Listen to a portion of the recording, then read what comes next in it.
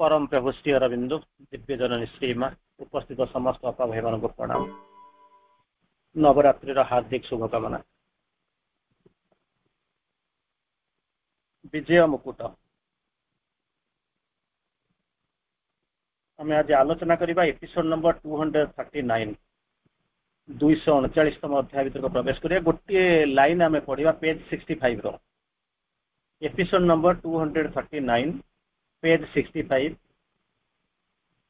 The secret knowledge.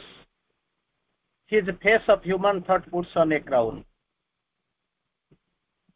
Vijaya Mukuta. His face of human thought. His माने कि पुरुषଙ୍କ କଥା कुआ जाउछि। ताको जो मानव विचारर मुखमंडल से कोन करूछि विमंडित होउछि एक विजय मुकुटरे। किंतु विजय कथा काहे कि कहउछन अवश्य रेगुलरली हम पढू टिके असुविधा हो जाउछि हम पढी करू नांती कहीं के विजय मुकुट कथा कहले कारण आम जो सीरियली पढ़ी पढ़ी आसुचा बैकग्राउंड टी आपको कहूँ। प्रकृति सबुजाक संभालुले पुरुष सबुजाक स्रष्टा प्रकृति सबुजाक संभालुले एग्जिक्यूट करुले सबुजाक करुले किंतु तार पूर्व क्लास आम जो बसिले से कौन कले ना पुरुष बर्तमान ये सब जिनस को सब दायित्व को निज हाथ को नहीं जाऊँ। ये जो लीलार द्वितीय भाग जो कि पुरुष प्रकृति हाथ में सबुजाक दायित्व न्यस्त करते वर्तमान पुरुष सबुजाक दायित्व को निज हाथ को नहीं जाऊँ। पुरुष क्षमता सबको हाथ को नियंती निजस्व विधान जुआली जोति दियंती खाली हाथ को नियंती नहीं हाथ को नहीं जाती जो रूल रेगुलेशन सी जमी शासन करने कथा जमी चलवा कथा सी ता भर को नहीं जाती सी संपूर्ण भाव में निज भर को नहीं जाती करती।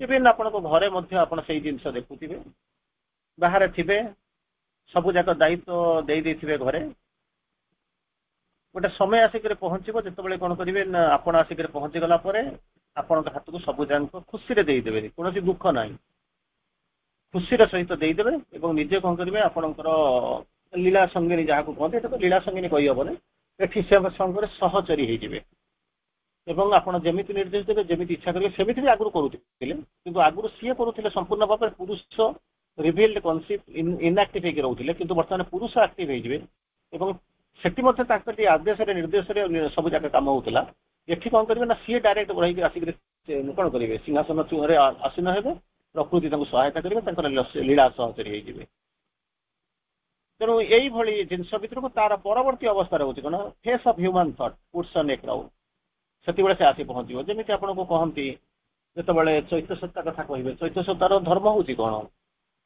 ये आम पढ़ीचु जी बुझीचु चैत्य सत्ता कौन करुच्ची ना आसी मन प्राण शरीर को शासन करने आसिक पहुँची नहीं आसी मैंने कम करने किंतु ये मन प्राण शरीर कौन कर लीला करुँच चैत्य सत्ता जमी लगुच भितर रहा भाई किंतु आमर चैत्य शिक्षा करुँच जो चैत्य प्रगति करुँच चैत्य शिक्षा आड़ को जाऊँच से गोटे जिनस आप अनुभव करेंगे से कौन अनुभव करेंगे ना से माने इगो को हृदय इगोटा को काढ़ी बाहर करदे पड़ो एवं चैत्य सत्ता को सिंहासन अधिरूढ़ करने पड़ो जो सी जो सिंहासन अधिरूढ़ हो बाहर को पड़े आसवे जो सुजेरिन हो सार्वभौम क्षमता को नहीं निजे सम्राट हो से कौन करेंगे ना मन प्राण शरीर को कमांड दबा आरंभ करेंगे और ये जो जानवे जो प्रकृति मालिक आसे से बसी जा सारे ये मैंने जानते मालिक किए से जो जानिले से कम करने आरंभ करेंगे से कौन करेंगे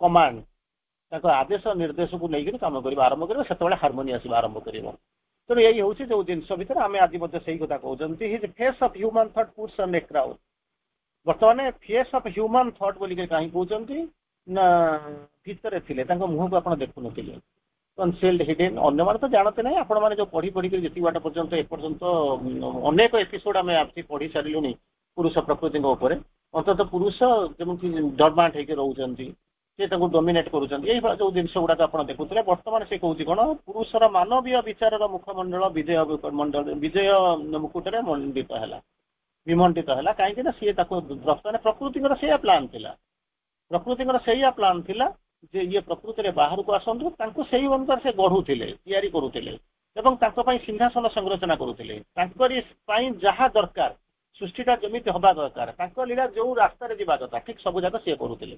ବର୍ତ୍ତମାନ ସେ କଣ କରୁଛନ୍ତି, ପଳେଇ ଆସୁଛନ୍ତି, ଆଗକୁ ପଳେଇ ଆସୁଛନ୍ତି ଏବଂ କଣ କରୁଛନ୍ତି ସବୁ ଯାକର ଦାୟିତ୍ୱ ସିଏ ବହନ କରୁଛନ୍ତି। ପୁରୁଷ ଏସବୁ କରିବା ଫଳରେ ପୁରୁଷଙ୍କର ମାନବୀୟ ବିଚାରର ମୁଖମଣ୍ଡଳ, ସେ ଯାହା କରୁଥିଲେ ସବୁ ଯାକ କନସିଲେଇକି ରହୁଥିଲେ, ମାନବୀୟ ବିଚାର ହୁଏତ ନଥିଲା, ସେଠୁ ଡିଭିନିଟିରେ ପରିପୂର୍ଣ୍ଣ ହେଇଥିଲା। କିନ୍ତୁ ଏଠି କଣ କରୁଛନ୍ତି, ପୁରା ମାନେ ଏମିତି ଦାୟିତ୍ୱ ନେଇଗଲା ପରେ ମାନବୀୟ ବିଚାରର ମୁଖମଣ୍ଡଳ କଣ ହଉଛି ନା ବିଜୟ ମୁକୁଟରେ ବିମଣ୍ଡିତ ହେଲା। ତା ଭିତରକୁ ଟିକେ ପ୍ରବେଶ କରିବା। ବିବର୍ତ୍ତନ ପ୍ରକ୍ରିୟାର ବ୍ୟକ୍ତି ଭିତରର ପୁରୁଷ ପ୍ରକୃତିଙ୍କ ଠାରୁ ଶକ୍ତି ହାସଲ କରି କ୍ରମେ କ୍ରମେ ସାମର୍ଥ୍ୟବାନ ହୋଇ ଉଠନ୍ତି। ଚିନ୍ତା କରି ଦେଖନ୍ତୁ, ଗୋଟେ ଜିନିଷ କହିବେ, ଅଧିକାଂଶ ସମୟରେ ଆମେ ତ ତୋଡ଼ ଦେଖୁ, ମୁଁ ଏମିତି କରିଦେଇଥାନ୍ତି, ହେଇଯାଇଥାନ୍ତା, ମୁଁ ମୋ ନିଜ ଶକ୍ତିରେ ମାନେ କରିଦେଲି, ସବୁ ଶୋ ଆଣ୍ଡ ଶୋ, ବହୁତ ବଡ଼ ବଡ଼ କଥା କହନ୍ତି। କିନ୍ତୁ ପ୍ରକୃତରେ ଆମେ ଜାଣିଛୁ, ବିଚାର କରିଛୁ, ଆମେ ଦେଖିଛୁ ଯେ ପ୍ରକୃତରେ ଆମେ କ'ଣ, ହ୍ୱେୟାର ରିଏଲି ୱି ଷ୍ଟାଣ୍ଡ, ଆମେ ପ୍ରକୃତରେ କିଏ କ'ଣ ଆମେ ଜାଣିଛୁ। କିନ୍ତୁ ବାହାରେ କହିବା ପାଇଁ କିଛି ଅସୁବିଧା ନାହିଁ, ଅହଙ୍କାର ଆମକୁ ତ ମୁଣ୍ଡ ନଇବା ପାଇଁ ଦଉନାହିଁ, ତେଣୁ ଆମେ ଜାଣିଛୁ। କିନ୍ତୁ ପ୍ରକୃତରେ ଗୋଟେ ନିରୋଳ ମୁହୂର୍ତ୍ତରେ ଆସିକି ପହଞ୍ଚିବେ, ଆପଣ ଭାବିବେ ଯେ ମୋର ଶକ୍ତି ତ ଏତିକି, ମୋର ସାମର୍ଥ୍ୟ ଏତିକି, ମୁଁ ଏତିକି କଲି କେମିତି। ନିଶ୍ଚିତ ଭାବରେ କେହି ଜଣେ ମୋତେ ସହାୟତା କରୁଛନ୍ତି, କେହି ଜଣେ ବୋଲିକି ସହାୟତା କରୁଛନ୍ତି, କାହା ଭିତରେ କ'ଣ ଯିବ ଯେ ରିଲେଟିଭ ଟର୍ମ। କିନ୍ତୁ ଅନ୍ତତଃ ଆପଣମାନେ ଜାଣିବେ ଯେ ମୋତେ ମା ଏତିକି ସାମର୍ଥ୍ୟବାନ କରିଛନ୍ତି, ନହେଲେ ମୁଁ କିଏ, ଇଏ କିଏ, ବୁଝିପାରୁଛନ୍ତି ନା। ଯେମିତି ଗୋଟିଏ ପାଦ ଯିବା ପାଇଁ ମୋର ପାଦ ପକେଇବା ପାଇଁ, ଗୋଟିଏ ପାଦ ପକେଇବା ପାଇଁ ମୋର ଶକ୍ତି ସାମର୍ଥ୍ୟ ନାହିଁ, କିନ୍ତୁ ମୁଁ ଦେଖୁଛି ପଙ୍ଗୁ ଲଙ୍ଘୟତେ ଗିରି ମୁକମ କରୁଛି ବାଚଳମ, ପଙ୍ଗୁ ହେଇକରି ଗିରି ଲଙ୍ଘନ କରୁଛି, ମୁକ ହେଇକରି କଥା ବାଚାଳ ହେଇଯାଉଛି। ତେଣୁ ଏସବୁ ଜିନିଷ ପଛରେ ସତ୍ୟ କ'ଣ, ଲୋକଙ୍କ ଆଗରେ ମିଟିଂରେ ଆସିକି କହିବେ ଏସବୁ ମୋର ଥିଲା, ମୁଁ ପଢ଼ିଲି, ମୁଁ ଜାଣିଛି, ମୋର ଜ୍ଞାନ ଏଇଆ। କିନ୍ତୁ ପ୍ରକୃତରେ ଆପଣ ଜାଣିଛନ୍ତି, ସ୍ୱୀକାର କରିବେ, ଆଉ ଭଲ ଭାବରେ ସ୍ୱୀକାର କରିବେ ଯେ ଇଏ ମୋର ସାମର୍ଥ୍ୟ ନୁହେଁ, ମୋତେ ତିଆରି କରାଯାଉଛି। ସବୁ ଗୁଡ଼ାକର ପଶ୍ଚାତରେ ଭଗବାନଙ୍କର ଉଦ୍ଦେଶ୍ୟ ଅଛି। ଆପଣ କୁହନ୍ତୁନି ଯେ ମୁଁ କ'ଣ କରୁଛି କ'ଣ ନାହିଁ, ସବୁ ଗୁଡ଼ାକର ପଶ୍ଚାତରେ ଭଗବାନଙ୍କର ଇଚ୍ଛା ଅଛି। ମୁଁ ଯଦି ହାରି ଯାଉଛି ତାହା ବି ମଧ୍ୟ ଭଗବାନଙ୍କର ଇଚ୍ଛା, ମୁଁ ଯଦି ଜିତୁଛି ନ୍ୟାଚୁରାଲି ତାଙ୍କର ଇଚ୍ଛା, କାରଣ ମୋର ଶକ୍ତି କେତେ। ସେଇଥିପାଇଁ ବରଂ ଗୋଟେ ଜିନିଷ କରିବା କଥା, ତାକୁ ସ୍ୱୀକାର କରିନେବା କଥା, ଆଡମିଟାନ୍ସ, ଆକ୍ସେପ୍ଟାନ୍ସ, ସ୍ୱୀକାର କରିନିଅ, ଆକ୍ସେପ୍ଟ କରିନିଅ, ମାନିନିଅ, ସେଟା ହେଉଛି ଭଲ। କୃତଜ୍ଞତା ତ ଜଣେଇବାର ଅଛି, କୃତଜ୍ଞତା ଭଗବାନଙ୍କୁ ଜଣାନ୍ତୁ, କ'ଣ ହେଉଛି ଅସୁବିଧା କ'ଣ ଅଛି। ଲୋକ ଆମକୁ, ଆମର ଜମା ସାମର୍ଥ୍ୟ ନାହିଁ, ଆମକୁ ହଜାର ଧନ୍ୟବାଦ ମିଳୁଛି, ଶତଥର ମାନେ ମାନେ କ'ଣ ହେଉଛି ଆମକୁ ଜଣେଇବା କଥା ନୁହେଁ, ଲୋକ କୃତଜ୍ଞତା ଜଣାଉଛନ୍ତି। ଭଗବାନଙ୍କୁ ଥରେ କୃତଜ୍ଞତା ଜଣାଇ ପାରିବା, ତାଙ୍କରି ଯୋଗୁଁ ମୁଁ ଠିଆ ହେଇଛି, ତାଙ୍କରି ଯୋଗୁଁ ଖାଉଛି, ତାଙ୍କରି ଯୋଗୁଁ ବସୁଛି, ତାଙ୍କରି ଯୋଗୁଁ ଚାଲିଛି, ଥରେ କୃତଜ୍ଞତା ଜଣାଇ ପାରିବା। କିନ୍ତୁ କୃତଜ୍ଞତା ଜଣାଇବା ବଦଳରେ ଆମେ କହୁଛୁ ସବୁ ଯାକ ମୋ ଦ୍ୱାରା ସବୁ ଏମିତି ହେଉଛି। ଏଇ ଛୁଆଟା ସେଇଥିପାଇଁ ତ ମଣିଷ ଫେଲ୍ କରୁଛି। ତେଣୁ ଏଠି କହିଲେ କ'ଣ, ବିବର୍ତ୍ତନ ପ୍ରକ୍ରିୟା, ଯୋଉ ବିବର୍ତ୍ତନ ଇଭଲ୍ୟୁସନ ଉପରକୁ ଯାଉଛନ୍ତି। ବ୍ୟକ୍ତି ଭିତର ପୁରୁଷ, ବ୍ୟକ୍ତି ଭିତରର ଯୋଉ ପୁରୁଷ, ଆପଣଙ୍କ ଭିତରେ ଯୋଉ ସାଇକିକ ବିଙ୍ଗ ଅଛନ୍ତି, ସେ କ'ଣ କରୁଛନ୍ତି, ପ୍ରକୃତିଙ୍କ ଠାରୁ ଶକ୍ତି ହାସଲ କରିକି କ୍ରମେ କ୍ରମେ ସାମର୍ଥ୍ୟବାନ ହଉଛନ୍ତି। ଗୋଟେ ଦିନ ହଉନାହାନ୍ତି, ଗୋଟେ ଦିନ ହେଲେ ବି ଆପଣ କ'ଣ କରିବେ, ଗୋଟେ ଦିନ ହେଲା ପରେ ବି କ'ଣ ହବ। ମନେ କରନ୍ତୁ ଭଗବାନ ଯଦି ମାନେ ଇଏ କହୁଛେ ଯେ ହେ ଲୋକ ପଢ଼ାପଢ଼ି କରୁନାହାନ୍ତି, ବୁଝୁନାହାନ୍ତି, କାହିଁକି ଯିବା ଷ୍ଟେଜକୁ, କାହିଁକି ଗାଁକୁ ଯିବା, ଏଇ କଥା ଭାବିଲା ମାନେ ତ ଦୁନିଆଟା ଯେମିତି ଥିଲା ସେମିତି ରହିଯିବ, ଯେମିତି ଥିଲା ସେମିତି ରହିଯିବ। କେଇ ଜଣ ଯଦି ମାନେ ଯୋଉ ହାତ ଗଣତା ଯୋଉ ସାଧୁ, ସିଏ ଯଦି ସଂସାରଟା ଛାଡ଼ି ଦେଇକି ଚାଲିଯିବେ, ସେ ସଂସାରଟା ଯେତିକି ଅଛି ସେ ତ ଆହୁରି ଖରାପ ହେଇଯିବ। ଗୋଟାଏ ରାବଣ ରାଜ୍ୟରେ ଲଙ୍କାରେ ଜଣେ ବିଭୀଷଣ ଥାଇ ଗୋଇଠା ଖାଇକିରି ମଧ୍ୟ ସେ ଯାଇକି ରାମ ରାମ କହୁଥିଲା ବୋଲିକିରି ଆମ ରାଜ୍ୟ ପ୍ରତିଷ୍ଠା ହେଲା ସେଠି। ଆଉ ବାଇ ଦ ୱେ ବିଭୀଷଣ ରାଜା ହେଇଗଲେ। ଯଦି ସିଏ ଯଦି ସେ ଗୋଇଠା ଖାଇକି ଛାଡ଼ି ଦେଇକି ଚାଲି ଯାଇଥାନ୍ତା ତାହେଲେ କ'ଣ ହେଇଥାନ୍ତା। ସେଇଭଳିଆ ପୃଥିବୀରେ କେଇ ଜଣ ହାତ ଗଣତା ଲୋକ ଯାହା ପାଇଁ ଏ ପୃଥିବୀ ଚାଲିଛି, ସେମାନେ ଯଦି ମନେ କରନ୍ତୁ ପୃଥିବୀକି ଛାଡ଼ି ଦେଇକି ପଳେଇବେ, ଦୁଃଖ, ପୃଥିବୀର ଡେଞ୍ଜରସ୍ ୱାର୍ଲଡ, ଭୟଙ୍କର ୱାର୍ଲଡ, ମାନେ ସଫରିଂ ୱାର୍ଲଡ, ଟସଲିଂ ୱାର୍ଲଡ, କିଏ ରହିବ ଏଥିରେ, ଆମର କ'ଣ ଦରକାର, ଛାଡ଼ି ଦେଇକି ସବୁ ହିମାଳୟ ପଳେଇବେ, ତାହେଲେ କ'ଣ ହବ ନା ହିମାଳୟରେ ଗୋଟେ ମାନେ ରାମ ରାଜ୍ୟ ପ୍ରତିଷ୍ଠା ହେଇପାରିବ ନା ଏଠି ହବ। ସବୁ ଯାକ ଯୋଉଭଳିଆ ଯିବ ଥିଲା ସେଇଭଳିଆ ମାନେ ଅନବାଲାନ୍ସ ହେଇଯିବ। ତେଣୁ ଆବଶ୍ୟକତା ଅଛି ସେଠି ରହିବା ପାଇଁ, ତାର ଆବଶ୍ୟକତା ରହୁଛି। ସାମର୍ଥ୍ୟବାନ ହେଇ ଉଠୁଛି କିଏ ସେ ନା ପ୍ରକୃତିଙ୍କ ଠାରୁ ଶକ୍ତି ହାସଲ କରିକିରି କ୍ରମେ କ୍ରମେ ସାମର୍ଥ୍ୟବାନ ଉଠନ୍ତି ଏବଂ ତାଙ୍କର ରୂପାବଳୀ ତଥା ଗୁଣର ଆଉ ସେ ଅଧୀନ ହୋଇ ରହନ୍ତି ନାହିଁ। ଥରେ ତିଆରି ହେଇଗଲା ପରେ ମାର କୋଳ ସେଇ ପର୍ଯ୍ୟନ୍ତ ସୁନ୍ଦର ଥାଏ ଯେପର୍ଯ୍ୟନ୍ତ ଆମେ ଥାଆନ୍ତୁ, ଯେତେବେଳେ ଅସାମର୍ଥ୍ୟ ଭିତରେ ଥାଆନ୍ତୁ, ସାମର୍ଥ୍ୟବାନ ଥାଆନ୍ତୁ, ନ ହେଇନଥାନ୍ତି। ଯେତେବେଳେ ସାମର୍ଥ୍ୟ ଆସିକି ପହଞ୍ଚିଲା, ମା ବି ଛାଡ଼ିଦେବ, ଆପଣ ବି ଛାଡ଼ିଦେବେ, ଆପଣ ଆଉ ସେଠିକି ଫେରିକି ଯିବେ ନାହିଁ। ବେଳେ ବେଳେ ଯେତେବେଳେ ଫେରିବେ ମମତାର ବନ୍ଧନ ଟାଣି ଆଣିବ, ନମସ୍କାର କରିଦେବେ, କୋଳେଇ ନେବେ, କିନ୍ତୁ ସେତେବେଳକୁ ଆପଣ ଭାବିବେ ମୁଁ ବଡ଼ ହେଇଗଲାଣି। ମା ବି ଜାଣିଦେବ, ତାର ଇଚ୍ଛା ଥିଲେ ବି ମଧ୍ୟ ସେ ଆପଣଙ୍କୁ କୋଳରେ ନେଇ ଶୁଆଇବ ନା, ସେ କିନ୍ତୁ ଜାଣିଦେବ ଯେ ମଜବୁରୀ, this is the go of the world, ତେଣୁ ଛାଡ଼ିଦେବ। ତେଣୁ ସେଥିପାଇଁ କ'ଣ କରେ, ସିଏ ଆଉ ଅଧୀନରେ ହୁଅନ୍ତିନି, କାରଣ ତାକୁ ତିଆରି କରାଯାଉଛି, ପିଲାଙ୍କୁ ତିଆରି କରାଯାଉଛି। କୋଳରୁ ଯାଇକରି କ'ଣ କରିବ ନା କୂଳ ତିଆରି କରିବ। ମାର ଧର୍ମ ହେଉଛି ଏଇଆ, ମୁଁ ତାକୁ କୋଳରେ ରହି ତିଆରି କରୁଛି, କାରଣ ମୋ ଠାରୁ ସେ ଚାଲିଗଲା ପରେ କୂଳ ତିଆରି କରିବ। ସେଥିପାଇଁ ସେ କ'ଣ କରୁଛି ନା ନିଜର ଯେ କ'ଣ ହେଉଛି ତାଙ୍କର ଯୋଉ ଗୁଣ ଅଛି, ଗୁଣ ଧର୍ମର ସେ ଅଧୀନ ହେଇକି ରହୁନାହାନ୍ତି, ତାଙ୍କର କର୍ତ୍ତୃତ୍ୱରୁ ମୁକ୍ତ ହେଇଯାଆନ୍ତି, ଯୋଉ ଫ୍ରିଡମ ବୋଲିକରି କହୁଛନ୍ତି। କର୍ତ୍ତୃତ୍ୱରୁ କାହାର ଥିଲା ନା ପ୍ରକୃତି ତିଆରି କରିଥିଲେ, କର୍ତ୍ତୃତ୍ୱ ଥିଲା, ବାଡଉଥିଲେ କହୁଥିଲେ ସବୁ ଯାକ ଜିନିଷ। ତେଣୁ ସେଥିରୁ ସେ କଣ କଲେ ନା ମୁକ୍ତ ହେଇଯାଉଛନ୍ତି, ମୁକ୍ତ ହେଇଯାଉଛନ୍ତି। ଗୋଟିଏ ମାର ଦିଟା ଛୁଆ, ଗୋଟିଏ ମାର ଦୁଇଟା ଛୁଆ, ବାଇ ଦ ୱେ ମୁଁ ସେ ଦି ଜଣ ସେ କୁ ପଚାରିଲି, ମୁଁ କହିଲି ପିଲାଟାକୁ କଣ କରୁଛୁ ନା ସାନ ପିଲାଟାକୁ ମାରୁଛି। ମୁଁ କହିଲି ମାରିବା କଥା ନୁହଁ, କହିଲା ହଁ କେତେବେଳେ କେମିତି ଦରକାର ହଉଛି ଯାହା ହଉ। ମୁଁ କହିଲି ବଡର ନା ତାକୁ ମାରିଦେବି ନାହିଁ, କାହିଁକି ନା ଯେମିତି କହିଲେ ନା ଲାଳୟତେ 5 ବର୍ଷାଣି 10 ବର୍ଷାଣି ତାଳୟତେ ପ୍ରାପ୍ତ 16 ବର୍ଷେ ପୁତ୍ର ମିତ୍ର କଦାଚିନ। ତେଣୁ 5 ବର୍ଷ ପର୍ଯ୍ୟନ୍ତ ଲାଳନ ପାଳନ କରିବୁ, 10 ବର୍ଷ ପର୍ଯ୍ୟନ୍ତ ପିଟିବୁ, 16 ବର୍ଷ ହେଇଗଲା ପରେ ବାପ ପୁଅ ସାଙ୍ଗ ହେଇକିରି କଣ କରିବ, କାନ୍ଧରେ ହାତ ପକାପକି ହେଇକିରି ଚାଲିଛୁ। ତେଣୁ ପିଲାଟା ବଡ ହେଇଯାଉଛି, ହେଇଗଲାଣି, ମୁଁ ତ ମୋର ବିୟଣ୍ଡ ରିଚେବିଲିଟି, କିନ୍ତୁ ସାନଟାକୁ ମୁଁ ତାକୁ କଣ କରୁଛି ହାସନ କରୁଛି। ଆପଣ ଟିକେ ମାଡଟାକୁ ଧରନ୍ତୁନି। ଆମର ପାଠରେ ଆମର ଶାସନରେ ମା କହୁଛନ୍ତି for the God sake don't hammer your child, for God sake don't hammer your child your son your kids. ଭଗବାନଙ୍କର ଦ୍ୱାହି ଦେଇକରି ଗୋଟିଏ ଜିନିଷ କର ନା, ପିଲାଙ୍କୁ ହାମରିଂ କରିବ ନା ପିଟିବ ନାହିଁ, କାରଣ ତାଙ୍କର ଫ୍ରି ଗ୍ରୋଥଟା ବନ୍ଦ ହେଇଯିବ, ଫ୍ରି ଗ୍ରୋଥ ବନ୍ଦ ହେଇଯିବ। ତେଣୁ ସେଥିପାଇଁ ସେ ଚାଲିଛି। ଏଠି ଗୋଟେ ଜିନିଷ ହଉଛନ୍ତି କଣ, କର୍ତ୍ତୃତ୍ୱରୁ ମୁକ୍ତ ହେଇକରି ସିଏ ତ ଥିଲେ ପିଲାଙ୍କ କଥା ପଡୁଛି, କିନ୍ତୁ ଏଠି ପ୍ରକୃତି ପୁରୁଷଙ୍କୁ ନିଜର କର୍ତ୍ତୃତ୍ୱ ଭିତରେ ରଖିଛନ୍ତି, ତିଆରି କରୁଛନ୍ତି। ତାଙ୍କ ପାଇଁ ଏପଟରେ ତିଆରି କରୁଛନ୍ତି, ସେପଟରେ ରାଜସିଂହାସନ ତିଆରି କରୁଛନ୍ତି, ରାଜସିଂହାସନରେ ତିଆରି କରୁଛନ୍ତି, କାରଣ ସେ ଜାଣିଛନ୍ତି ଏଠୁ ପ୍ରସ୍ତୁତ ହେବେ ସେଠି ଯାଇକରି ପହଞ୍ଚିବେ, ବସିବେ। ଆପଣମାନେ ମଧ୍ୟ ସେଇଆ କରୁଛନ୍ତି। ତେଣୁ ତାଙ୍କ ପାଇଁ ତିଆରି କରିଛନ୍ତି। ତିଆରି ସରିଗଲା ପରେ ପ୍ରକୃତି କଣ କରିବ, ତାଙ୍କୁ ରିଲିଜ କରିଦେବେ। ବନର ପକ୍ଷୀ ସେତ ବନକୁ ଯିବ ଉଡି, ସେଦିନ ସେଥିଲାଗି ପଞ୍ଜୁରୀ ମେଲିଦେଲି। ସେ ଜାଣିଛନ୍ତି ଇଏ ବନର ପକ୍ଷୀ ୟାକୁ ରଖିବ ନାହିଁ, ପଞ୍ଜୁରୀ ମୁଁ କେବଳ ରଖିଛି କିଛି ସମୟ ପାଇଁ, କ୍ଷଣସ୍ଥାୟୀ। ତାକୁ କଣ କରି ନା ନିଜକୁ ମେଲି ଦଉଛି, ସେ ଯାଉଛି ତା ଭିତରକୁ ଚାଲି ଯାଉଛି। ତେଣୁ ସେ କଣ କରୁଛନ୍ତି ନା ନିଜେ ସେ କଣ କରେ, ତାକୁ ଯେତେବେଳେ ମୁକ୍ତି ଦେଇଦେଲା, ମୁକ୍ତି ଦିଆହବ, ତେଣୁ ସେତେବେଳେ ସିଏ କଣ କରିବେ, ସଚେତନ ହେଇକି ଠିଆ ହେବେ। ଯଦି ମନେ କରନ୍ତୁ ସଚେତନ ହବା ଜାଣିନଥିବେ, ଚାଲିବା ଶିଖିନଥିବେ, ସେତେବେଳେ କଣ ହବ? ସଚେତନ ସତ୍ୟ ରୂପେ ଦଣ୍ଡାୟମାନ ହେବେ କିଏ, ସିନା ପୁରୁଷ। କେତେବେଳେ ସଚେତନ ସତ୍ୟ ରୂପେ ଦଣ୍ଡାୟମାନ ହେବେ? ଦଣ୍ଡାୟମାନ ହେବା ମାନେ ପଡ଼ିବାରୁ ଉଠିଥିବେ, ଶୋଇଥିବା ତାକୁ ଦଣ୍ଡାୟମାନ ଠିଆ ହେବା ଆରମ୍ଭ କରିଥିବେ, ବସିଥିବେ ଶୋଇଥିବେ ତାକୁ ଦଣ୍ଡାୟମାନ ହେବେ। ପୁଣି କୋଉଥିରୁ, କାହାର କର୍ତ୍ତୃତ୍ୱରୁ ନା ପ୍ରକୃତିର କର୍ତ୍ତୃତ୍ୱରୁ। ଠିଆ ହେବା ପାଇଁ କଣ ହବ ନା, କଣ୍ଡିସନ କଣ ନା ମୁକ୍ତ ହବା ଦରକାର, ଫ୍ରିଡମଟା ରହିବା ଦରକାର। ପ୍ରଥମରୁ ଆପଣ ଦେଖିଥିଲେ କଣ ନା, ଫ୍ରିଡମଟା ଦେଇଥିଲେ କିଏ ଦେଇଥିଲେ? ପୁରୁଷ ଦେଇଥିଲେ ପ୍ରକୃତିକୁ।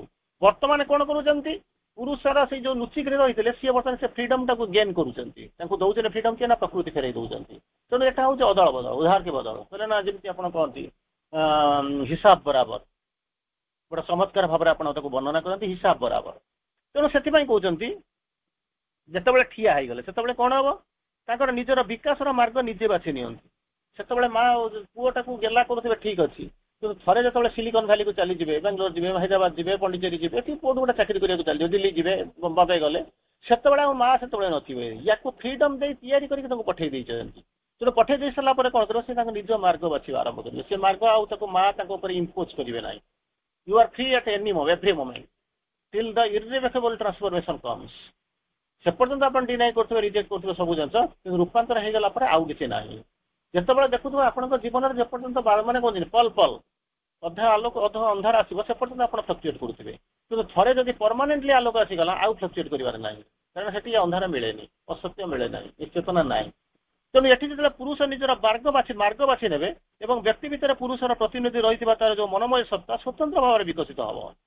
ଏବେ ଆପଣ ତାକୁ ଗଢୁଛନ୍ତି, ତିଆରି କରୁଛନ୍ତି, ଜଗିଛନ୍ତି, କିନ୍ତୁ ସେତେବେଳେ ସିଏ ଗଢି ଉଠିବ। କେମିତି ଗଢି ଉଠିବେ ନା, ସ୍ୱତନ୍ତ୍ର ଭାବରେ ଗଢି ଉଠିବେ ଏବଂ ପ୍ରକୃତି ଉପରେ ନିଜର ନିୟନ୍ତ୍ରଣ ସାବ୍ୟସ୍ତ କରିବେ। ପ୍ରକୃତି ଉପରେ ନିୟନ୍ତ୍ରଣ ସାବ୍ୟସ୍ତ କରିବେ। ସେଇଥିପାଇଁ କଣ କରନ୍ତି ନା, ରାଜା ରାଜମାତା ଏମାନେ କଣ କରନ୍ତି ନା, ପୁରୁଷକୁ ବସେଇ ଦେବେ, ବସେଇ ଦେଇକି କଣ କରିବେ ନା, ନିଜେ ବାନପ୍ରସ୍ଥରେ ଚାଲିଯିବେ। ସେମାନେ ତାଙ୍କ ଘର କରନ୍ତି। ଇଭେନ୍ ଯେମିତି ସେଠି ମଧ୍ୟ ଯେମିତି ସଂସାର ଛାଡି ଦେଇ ଯାଉଛନ୍ତି, ରାଜପଥ ଛାଡି ଦଉଛନ୍ତି, ଆପଣମାନେ ମଧ୍ୟ ସେଇଆ କରୁଛନ୍ତି। ସବୁ ଯାକ କରିଦେଇ ସାରିଲା ପରେ ଘର ସାରା ସଂସାର କରି ତାକୁ ବିବାହ କରିଦେଲେ, ବିବାହ କରିଦେଇକି କଣ ତା ଉପରେ ଗୋଟେ ଦାୟିତ୍ୱ ନ୍ୟସ୍ତ କରିଦେଇକି ଆପଣ ଆପଣଙ୍କ ବାଟରେ ରହିଲେ, ସିଏ ସେପଟ ରହିଲେ। କିନ୍ତୁ ସେଠି ହଉଛି କଣ ନା, ବଡ ପୃଥିବୀ, ରାଜ୍ୟଟା ଅଛି, ଦେଶଟା ଅଛି, ତେଣୁ କିଏ କୁଆଡେ ରହୁଛନ୍ତି, ନହେଲେ ଜଙ୍ଗଲକୁ ଯାଉଛନ୍ତି। ଆପଣ କଣ କରୁଛନ୍ତି, ସେଇ ଘର ଭିତରେ ହୁଏତ ରହୁଛନ୍ତି, କିମ୍ବା ଯଦି ଆପଣଙ୍କର ସେପାରେଟ ଘର ଥିବ ସେଠି ରହିଯାଉଛନ୍ତି, ତାଙ୍କୁ ଗୋଟେ ଘର ଦେଇଛନ୍ତି, ତମ କାମରେ ତମେ ବ୍ୟସ୍ତ ରୁହ, ଆମକୁ ଏବେ ଛାଡି ଦିଅ, କାରଣ ଆମର ଧନ୍ଦା ଅଲଗା, ତମର ମାନେ କଣ ରାସ୍ତା ଅଲଗା ଅଲଗା, କିନ୍ତୁ ରିସ୍ତା ଠିକ ଅଛି। ରିସ୍ତା ଅଲଗା ଅଲଗା ନୁହେଁ, ରାସ୍ତା ଅଲଗା ଅଲଗା, କିନ୍ତୁ ରିସ୍ତା ଠିକ ଅଛି। କେତେବେଳେ କେମିତି ଦେଖାହବା, ଯେତେବେଳେ ବାଟରେ ଦେଖା ବେଳକୁ ସାମ୍ନାରେ କୋଉଠି ଗୋଟେ ଚାରି ଛକରେ ପୁଣି ଥରେ ଦେଖାହବା। ସିଏ ଯେତେବେଳେ ସିଏ ହେଇଗଲେ, ସ୍ୱତନ୍ତ୍ର ଭାବରେ ବିକଶିତ ହେଲେ, ପ୍ରକୃତି ଉପରେ ନିୟନ୍ତ୍ରଣ ସ୍ଥାପନ କରିବା ଆରମ୍ଭ କରିବେ। तेना से काम करेंगे ना ये पुरुष आपंकर चैत्र सचरा जो एनक्राउंड हो जाती क्राउंड हो जाती कौटी हृदय सिंहासन में क्राउंड हमारा कंडीशन कौन इगो को फोपाड़ देवे इगो को फोपाड़ देले गोटे शून्य स्थान रही शून्य स्थान को किए कौन करेंगे पूरण करेंगे जी से जो सोभरेन सिजेरिन से जो सम्राट है से हूँ प्रकृति सॉरी चैत्र सत्ता सेठी जमी एठी कौन करेंगे सी हो सारापर जो मन प्राण शरीर कौन कर रिसेप्सिव करके रखी सी लुचिक रही है बर्तमान कर्तृत्व स्थापन करेंगे एठी सेमती प्रकृति गढ़ी तैयारी कर सारापर ये हूँ अलग प्रकार लीला सी सब कौन करेंगे नियंत्रण सब्यस्त करेंगे प्रकृति क्रिया सबको सबू पुरुष इच्छा कले तटस्थ कर एक साक्षी सत्ता रूपे अवलोकन करपारती कि कौन लिप्त हूँ ना जदि कौन होती यही जो प्रकृति जो क्रिया सबको जो एपर्यंत जहाँ करने जाऊँगी आगू तो निश्चित करेंगे कारण सत्ता हूँ एक मार्ग हूँ एक चेतना हूँ एक तेणु कौन सी जिन पार्थ ना केवल दुईटा रूप में आप देखुंत जमती से कौन कर सबको पुरुष इच्छा कले तटस्थ हो एक साक्षी सत्ता रूपे देखा अवलोकन करती किंतु से लिप्त हूँ ना कहीं से फ्री हो गले जेपर्यंत फ्री न हो सेपर्यंत आप थे जो फ्री हे तो लिप्त हे ना स्वीकृति प्रदान करती प्रत्येक प्रत्याहार भी करपारती कहीं से सी सब जाक हाँ मानि नौले कि बर्तमान होती कौन ना सी होती वर्ल्ड्स मक सुजेरिन वर्ल्ड्स सुजेरिन मक सुजेरिन सी होती प्रकृत में राजा आएगा तेणु सी मानि पारती न मानि पारती गोटे फ्री नुआ रिजोल्यूशन करपारती नुआ मंत्रिमंडल डाकी पारती नुआ अपॉइंटमेंट नहीं करती नुआ एडवाइजर नियुक्ति करपारती से कौन कर कौन करेंगे ना स्वीकृति प्रदान करपारती प्रत्याहार भी करपारती से मनुष्यर चिंता विवर्तन कौन होती बलशाली हो राज कौन होती राजकीय भाव में कौन कर किरीटी धारण करे जो यही कंडीशन को आप आसिक पहुंचीजे से कौन हो आउ आप ऑर्डिनरी ह्यूमन बीइंग रे ना से को कौन हम ना राजकीय विजय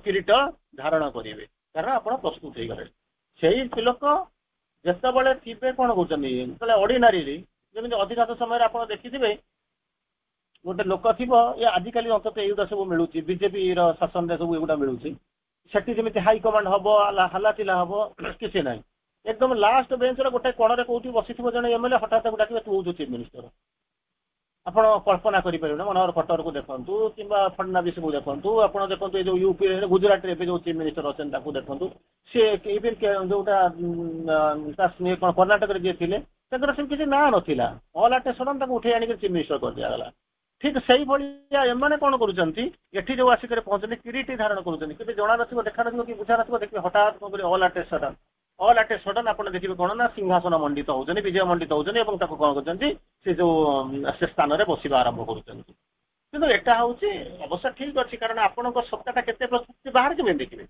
बाहर जाने कौन ना ऑर्डिनरी एमएलए गोटे आसिक आसी किंतु भीतर से केते प्रस्तुत होती केवल आप सोल जाने जो सोल शासन कर साम्राज्य समय आसिक पहुँचो सी आपको आणिक बसेगा से आपरे ना यहाँ ऑर्डिनरी लोक अननोन लोक अज्ञा लोक कि गोटे इमाजिनारी कनसेप्ट या धरीपर कारण सोल चिंताधारा आउ दुई धाड़ी जावा तेणुकर डेभलपिंग सोल एगुटा सबूक सोलटा प्रतिदिन डेभलप करुच्ची डेभलपिंग सोल तेणु जहाँ कहते पुरुष आम भितर जी अच्छा से कहते comes into his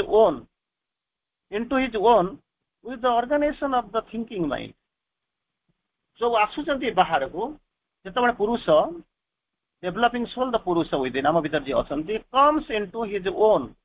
comes into his own निजे निजर सिंहासन जड़क आसुंच बाहर को आसुंच जो धारण करुँच with the organisation of the thinking mind या सब जिन किए अनेक समय देखुवे राजा मान जो मैंने राजा करेंगे सी सब कौन करेंगे ना परवर्ती अवस्था जो मैंने सब प्लानर थे जो मैंने एडभाइजर थे जो मैंने प्रकृत में राजा आणिक राजा मैंने परवर्ती समय केत जन को रखी मन विदुर तांकर सरीगला कौन कर आलोक कले ना आप मोर मंत्री होकर रही उपदेष्टा होकर रही आप सर्वेसर्वा किंतु अनेक समय देखी कौन कर विदा कर दिखाई तुम चली जाओ कारण तुम रहा मैंने असुविधा होती शासन कर अलग प्रकार इंटरफियर करुच आ तुम कौन कर ना शांति चली जाओ से बाटर मारी दि जाए विभिन्न प्रकार इतिहास आपने पढ़ी तेणु ये कौन ना थिंकिंग माइंड को लेकर सी कौन करते बाट से बाहर को आसी बिकम्स सेल्फ अवेयर गोटे समय आसिक पहुँचो जी कौन कर ये आपको जब मुझे बेसी दिन कौन करी ना मंत्री करके रखी ताहले से कौन कर जो विद्रोह हम लोक मैंने असंतुष्ट हे या कहीकि जाणिक with safety and security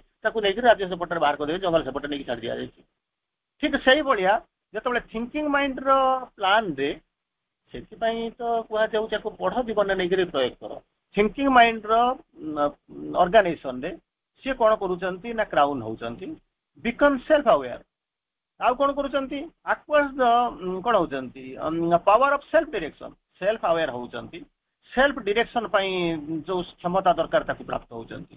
man ହଉଛି କ'ଣ, ଇଜ୍ ଏ ମେଣ୍ଟାଲ ବିଙ୍ଗ, ଗୋଟେ ମାନସିକ ସତ୍ତା। ମଣିଷ ହଉଛି ମାନସିକ ସତ୍ତା। କ'ଣ କରୁଛି, ଏନସୋଲ୍ଡ ବାଇ ଦ ପୁରୁଷ। ସେ ତାର କିଛି ନାହିଁ, ତାର ମଣିଷଟା ହେଇଛି କ'ଣ, ସେ କାଲି ଆପଣ କ୍ଲାସରେ ବସି ପାରିଲେ ନା, ସେ ଯୋଉ ଭାଷଣ ଥିଲା ବା ବୁଝିପାରିଲେନି, ବନ୍ଦ କରିଦେଲେ ତ, ମାନେ କ୍ଲାସ କରିପାରିଲିନି ସେଥିରେ। ମାନେ 8ଟା ବାଜିବାକୁ 5 ମିନିଟ୍ ଥିଲା, ମତେ ଡାକିଲେ ଯୋଉଠି ଟକ୍ ଦେବା ପାଇଁ ଡାକିଲେ, ତେଣୁ ସେତେବେଳକୁ ଆପଣଙ୍କର ଟାଇମ୍ ହେଇଥିଲା, ମୁଁ କନେକ୍ଟ କରିପାରିଲିନି। ତେଣୁ ସେଥିରେ ମଧ୍ୟ ଆଲୋଚନା ହେଇଥିଲା ମେଣ୍ଟାଲ ବିଙ୍ଗ, ମଣିଷର ସଂଜ୍ଞା, ତାର ଗତି, କୋଉରେ ସେ କୋଉଠି ହଉଛି, କୋଉଠି ଉପରକୁ ଯାଉଛି, କୋଉଠି ରହୁଛି, କୋଉଠି ଲାକୁନା ରହୁଛି, କୋଉଠି ଫେଲ୍ କରୁଛି, ବଡ଼ ସେଠି ସେମିତି ଆଲୋଚନା ହେଇଥିଲା। ଗଭୀର ଆଲୋଚନା, କାରଣ ମୁଁ ଆଉ ତ ସହଜ ଆଲୋଚନା ତ କରିପାରୁନି। ତେଣୁ ଯାହା ହଉ, କିନ୍ତୁ ସେମାନେ ଶୁଣୁଥିଲେ ବହୁତ ଆଟେଣ୍ଟିଭଲି, ମାନେ ଶବ୍ଦ ନିଶବ୍ଦ ହେଇକି ବସି ଶୁଣୁଥିଲେ। ଅନ୍ତତଃ ନୂଆ ନୂଆ କନସେପ୍ଟ ଭିତରକୁ ଯିବା ପାଇଁ ତ ଲୋକ ପ୍ରସ୍ତୁତ ହେଲେଣି, that is a big thing. ତେଣୁ କ'ଣ କହୁଛନ୍ତି, ମ୍ୟାନ୍ ଦ ମେଣ୍ଟାଲ ବିଙ୍ଗ ଏନସୋଲ୍ଡ ବାଇ ଦ ପୁରୁଷ। ଆପଣଙ୍କ ଭିତରେ ଯୋଉ ପୁରୁଷ ଅଛନ୍ତି, ଏନସୋଲ୍ଡ ଆତ୍ମା ରୂପରେ ଯୋଉ ପୁରୁଷ ଅଛନ୍ତି, ଷ୍ଟାଣ୍ଡସ୍ ଇରେକ୍ଟ, ଇରେକ୍ଟ ଲିବରେଟେଡ, ମୁକ୍ତ ହଉଛନ୍ତି, ସିଧା ହେଇକି ଠିଆ ହଉଛନ୍ତି, ସଳଖ ହେଇକି ଠିଆ ହଉଛନ୍ତି। ଆଉ କ'ଣ କରୁଛନ୍ତି, into the fast freedom of choice, chance. ମୁକ୍ତ ହେଉଛନ୍ତି, ଇରେକ୍ଟେଡ ହେଇକି ସିଧା ହେଇକି ଠିଆ ହଉଛନ୍ତି, ଲିବରେଟେଡ ହେଇକି ଠିଆ ହଉଛନ୍ତି। ଫାଷ୍ଟ ଫ୍ରିଡମ ଅଫ ଆସୁଛି କ'ଣ ହଉଛି, ଚଏସ୍। ତାଙ୍କ ଭିତରେ ଗୋଟେ ଚଏସ୍ ଆସୁଛି, ଯୋଉଟା କି ଏନସୋଲ୍ଡ ହେଇକି ରହିଥିଲେ, ବନ୍ଦୀ ହେଇକି ରହିଥିଲେ, ଯୋଉ ପ୍ରଥମରେ ଆପଣ ଯାହାକୁ କହୁଛନ୍ତି ଥିଙ୍କିଂ ମାଇଣ୍ଡ ଦ୍ୱାରା ବନ୍ଦୀ ହେଇକି ରହିଥିଲେ, ବର୍ତ୍ତମାନ ସେ କ'ଣ କରୁଛନ୍ତି ନା ବାହାରକୁ ଆସି ଯାଉଛନ୍ତି। ତାଙ୍କ ଭିତରେ ଗୋଟେ ଫ୍ରିଡମ ଆସୁଛି, ଫ୍ରିଡମ ଅଫ ଚଏସ୍। ସେ ନିଜେ ନିଜେ ବାଛୁଛନ୍ତି, ନିଜେ ଚୁଜ୍ କରୁଛନ୍ତି, ଏସବୁ ଜିନିଷ ଆସୁଛି। And he becomes the king of the field of evolution. ଯେତେବେଳେ ସେ ବାହାରକୁ ପଳେଇ ଆସୁଛନ୍ତି, ଶାସନ ଗାଦିରେ ଆଉଛନ୍ତି, ରାଜଗାଦିରେ ଆସନ ହଉଛନ୍ତି, ଇରେକ୍ଟ ହେଇକି ଠିଆ ହଉଛନ୍ତି, ଫ୍ରିଡମ ତାଙ୍କ ଭିତରେ ଆସିଯାଉଛି। ନିଜେ ଯେତେବେଳେ ସବୁ ଯାକ ପରିଚାଳନା କରୁଛନ୍ତି, ଶକ୍ତି ସାମର୍ଥ୍ୟ ଆସୁଛି, ସେତେବେଳେ ସେ କ'ଣ କରୁଛନ୍ତି ନା ଫ୍ରିଡମ ଅଫ ଚଏସ୍ ଆସୁଛି। ତାର ପରବର୍ତ୍ତୀ ଅବସ୍ଥାରେ ଫ୍ରିଡମ ଅଫ ଚଏସ୍ ଯେତେବେଳେ ଆସିକି ପହଞ୍ଚିଲା, ସେ ଚଏସ୍ ଅଛି, ସେଥିରେ ବାଛି ପାରୁଛନ୍ତି, ନିଜେ କରୁଛନ୍ତି, ତାଙ୍କ ଭିତରେ ପର ଷ୍ଟେପ୍ସ ଆସୁଛି। ବିକମ୍ସ କ'ଣ ହଉଛନ୍ତି, king of the field of evolution. ଯୋଉ ବିବର୍ତ୍ତନର ଯୋଉ ଯାତ୍ରା ଚାଲିଛି, ଫିଲ୍ଡ ଅଫ ଇଭଲ୍ୟୁସନ, ତା ଭିତରେ ସେ କ'ଣ କରୁଛନ୍ତି ନା ରାଜା, ସମ୍ରାଟ ବା ଶାସକ ହେଇକି ଠିଆ ହଉଛନ୍ତି। ଏବେ ପର୍ଯ୍ୟନ୍ତ ଥିଲେ କ'ଣ ନା ନୀରବରେ ରହିକି ଘର ଭିତରେ ରହୁଥିଲେ, କିନ୍ତୁ ପରବର୍ତ୍ତୀ